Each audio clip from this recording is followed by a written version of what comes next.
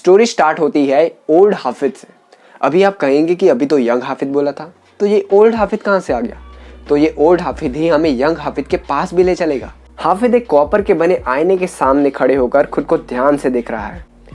Suddenly वो खुद से कहता है, अब सिर्फ आंखों में ही जवानी बची है।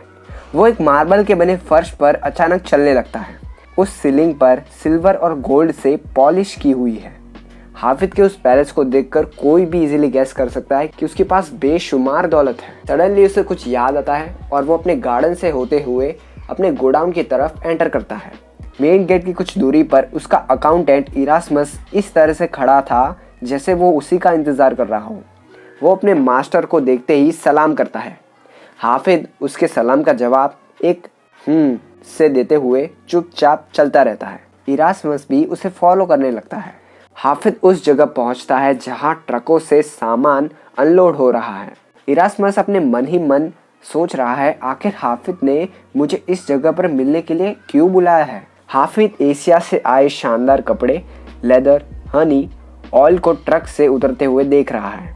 अरब से आई अदरक, दालचीनी, कॉस्टली स्टोन, इजिप्ट से आया ग्रेनाइट, यूनान की पेंटिंग और ग्रीक की मूर्तियों को एक पार्क की नज़र से देख रहा है। वो पास जाकर पल्म, एप्पल, पनीर, अदरक की स्मेल लेता है।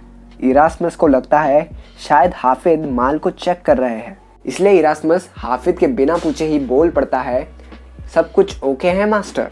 इस पर हाफिज का क्वेश्चन होता है, अपने खजाने में कितनी दौलत जमा हो गई है?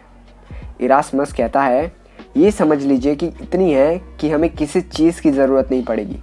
वैसे एग्जैक्टली तो नहीं बता सकता, लेकिन 7 करोड़ गोल्ड कॉइन्स होंगी। हाफिज कहता है, अगर हमारे गोडाउन और बड़ी शॉप में रखे सामान को गोल्ड में कन्वर्ट किया जाए तो उसकी कॉस्ट क्या होगी? इरास्मस कहता है, एग्जैक्टली तो नहीं बता सकता, लेकिन उसकी कॉस्ट लगभग 3 करोड़ गोल्ड कॉइन के आसपास होगी। हाफिज इरास्मस से कहता है, अब माल खरीदना बंद कर दो और अपने पास जो भी है सब सेल कर दो और उसे गोल्ड में कन्वर्ट कर दो।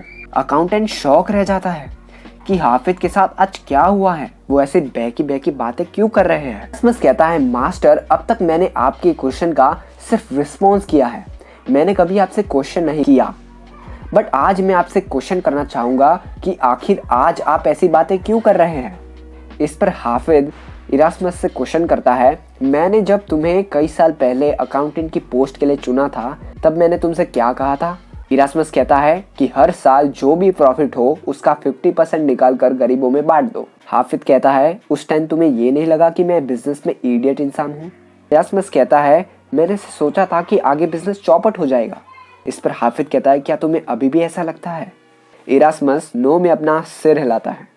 हाफिज इरास्मस से कहता है कि आज वो जो फैसला लेने वाला है वो उसे गौर से सुने।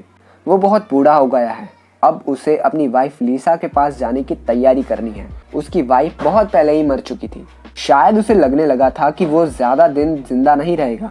वो अपने अकाउंटेंट से सारी दौलत गरीबों में बांट देने का ऑर्डर देता है। वो अपने पास उतना ही रखेगा जितना कि उसे चाहिए। उसकी कई बड़ी शॉप थी, वो उन्हें उन शॉपकीपर के नाम करने का ऑर्डर देता है जो अभी उसे चला रहे थे। हर एक शॉपकीपर को 5000 गोल्ड कॉइन देने को कहता है, जिससे वो अपनी शॉप के लिए सामान खरीद कर अपना बिजनेस बढ़ा सके। माय डियर फ्रेंड इरास्मस, मैंने तुम्हें एक एम्प्लॉय से ज्यादा अपना दोस्त माना। तुमने पूरी ऑनेस्टी के साथ अपनी सर्विस दी। तुम भी अपने नाम से 50,000 गोल्ड कॉइन निकाल लेना। ये तुम्हारी हॉनेस्टी का अवार्ड है। जब तक बरसों पुराना खुद से किया गया वादा पूरा नहीं हो जाता तब तक तुम मेरे साथ रहोगे। इसके बाद मैं ये पैलेस और गोडाउन भी तुम्हारे नाम कर दूंगा, क्योंकि मैं जल्द ही अपनी लीसा से मिलने के सफर पर निकलने वाला हूँ। जब इरास्मस उससे उसका लास्ट प्रॉमिस पूछता है तो हाफिज उसे कल मिलने के लिए बोलकर चला जाता है।